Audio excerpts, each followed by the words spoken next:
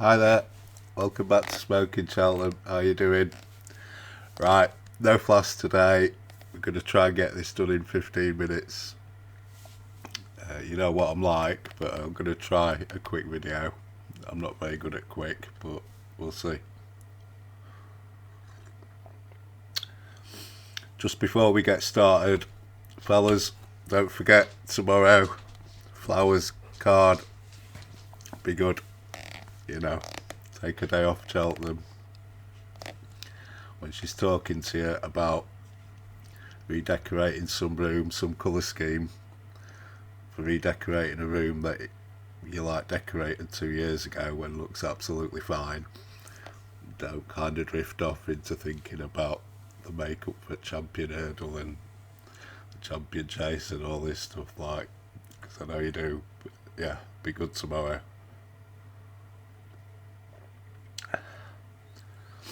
If we play it right and if we're good, if we're lucky, maybe by the time Cheltenham comes along, they won't have left us, Right.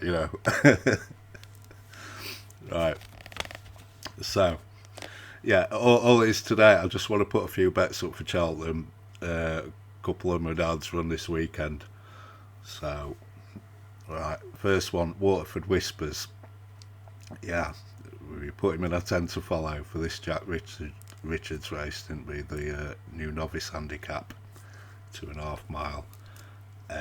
He needed that third run, didn't he? He's kind of gone AWOL since Limerick. He's down to run Sunday. These aren't final decks though, but still. So what we're going to do then, we've got to be on this guy. I did write down 3 points at 18 to 1 ante-post with 365. But I've got to be careful with this recycle bin, if his name's not down in the decks tomorrow, I'd be gutted to be throwing another 3 points away. So we'll go 4 points at 12 to 1 non-runner no bet 365. I think it's generally 10s. If you want to play if you want to wait and see if he's definitely down and take the ante-post price, take that a little more gamble, get a bit more price you can. But for purposes of this, we'll go 4 points at 12. So I've had a bit of a lash at this fella. I backed him a while back now at sort of 20s with some sort of boost, and then backed him again recently at the 18s. Bit of non-runner no bet at 12s as well. So yeah, I mean he ran in the Martin Pipe, didn't he, last year? He travelled much like the best horse in that race, to be fair. He was just way too keen, weren't he, from about for the sort of final circuit from when he took it up.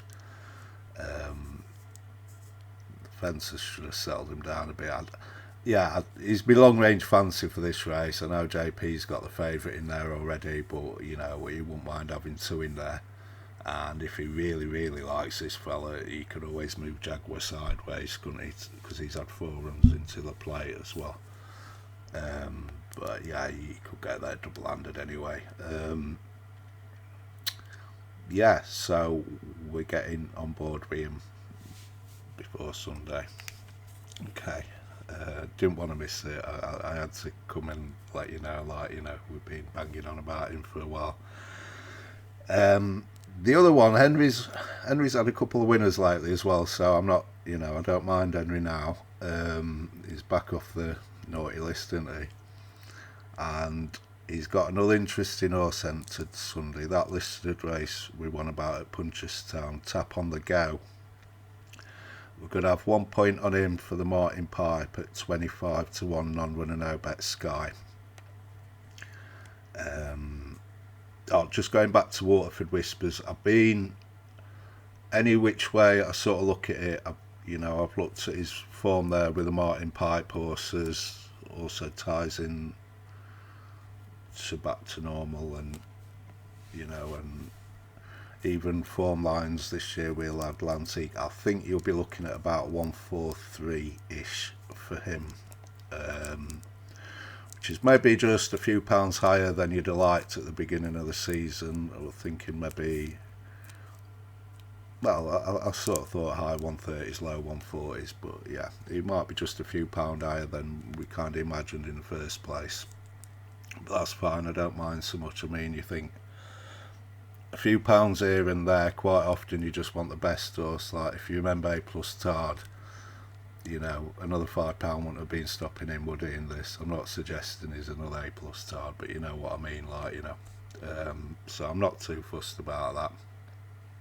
Yeah, well, yeah. I just think he's kind of made for that race.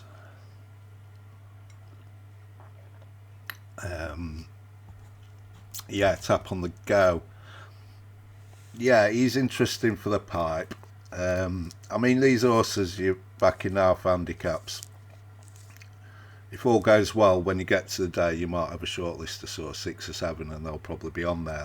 And I'm not saying the ones you're going to like the most on the day, they maybe not, but I don't mind getting a couple covered at nice prices. This fella, 25 to 1 on running no bet Sky. You can get better if you want to, take a risk. You can get 33 to 1 in the ante-post markets.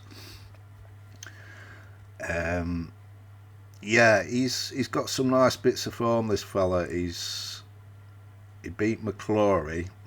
Okay, yeah, fair enough. McClory had the handbrake firmly applied that day, no doubt, but that looks nice. He beat McClory over 2.5. He ran in the same race at Christmas at Leopardstown that he ran Waterford Whispers in last year, which caught my attention. He comes second there to Old Man Dingle, who ran a really good race. I think he came third behind McClory in that big handicap at the DRF just recently. So that form looks decent too.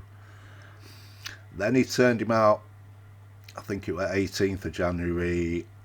He ran behind James's Gate. He about 4 lengths behind James's Gate, dropped to 2 mile. And that was a time that Henry's horses were running terrible as well, so that's not a bad run either. And then he needs his 5th run for the Martin Pipe, and he's going Sunday for this listed race where he'll be bumping into Supreme horse William Money. Yeah, so as long as he can finish a respectable distance behind William Money. There's another horse in the race of Willie's that he finished behind last time that's rated a few pound higher than him. So if that runs, he might not even want to finish in front of that, like, I don't know. But yeah, this is just a qualifying run really for Cheltenham. I won't be too fussed, as long as he don't run terrible. 3rd beaten 15 length can be fine, He's got a rating of 129 at the moment, which looks nice for that sort of thing. You'll get a bit of tax, he'll end up like mid 130s. So that'd be a nice sort of rating to be going to the Martin Pipe on. And yeah, he's just out, he ran him in the same race as Waterford Whispers there last year. And yeah, he's been keeping good company, McClory, Old Man Dingle, James's Gate, and William Money on Sunday. So yeah, I just thought he's interesting. We'll get him on side. We'll just have a point on him. The one today that ran for us, didn't he? We had a point on Ballybow. You could have got 50s ante-post. I was just looking at, I had a little bit on 50s. I like looking at non-running no bets because of this recycle bin, but if you want to take chances at the bigger prices, you can. He got it done today. I like how he did it today.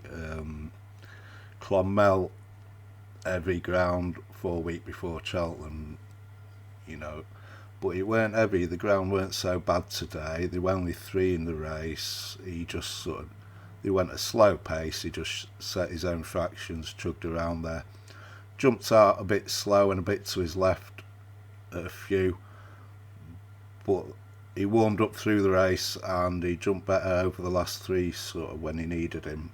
And I love how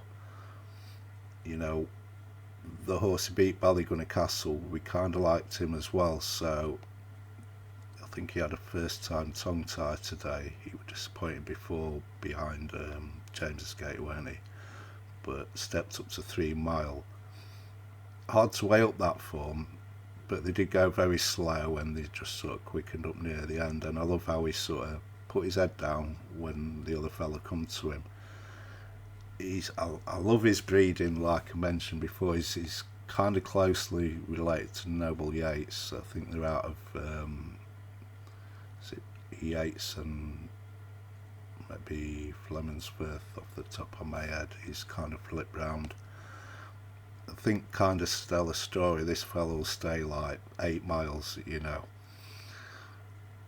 So I mean, I won't know if he's 100% going there, but I'd like to think he's booked his ticket now. He's top price 20s. We had a point at 25s, non-runner no bet, and we'll have another point on him at 20s. I think he deserves nudging up to 2 points, that fella. And that's that really. After today, after the Sergino news, I needed a bit of cheering up, so I did a bit of what do you call it, retail therapy today, just playing about with these 3 horses. Yeah, couldn't help it. Do you know, on the ante-post markets with 365, okay, Ballybow will be a bit shorter now, but you like 50s Ballybow, 18 to 1 Waterford Whispers, and 33 to 1 Tap on the Go. So I had a little play about. It's risky, I know, it's ante-post like, but then prices, yeah. I had an each way Trixie and an each way treble in 5s. If that comes in, I'm done. The mortgage is paid off. I'll be doing these videos from Barbados or something next year, you know. And yeah, look, even if it all goes wrong, it's just nice to have that bit of hope for a little while, you know. So that cheered me up a bit, seeing them numbers. Did a couple each way doubles and stuff with those horses, so yeah. So there you go then, Waterford Whispers. I had a bit of a lash at him. We'll have a little bit on this Tap and Go, get him on side, Tap on the Go. And yeah, a small top up there on Ballybow, who he's going to be a cracking staying chaser, he is, I like him. And there you go. Less than 15 minutes. Right, I've got loads of stuff to do then, so I'll leave you to it. Thanks for your time. I'll see you again on Monday, and we'll have a good catch up and a bit of a ramble on Monday, okay? Alright, all the best. Bye.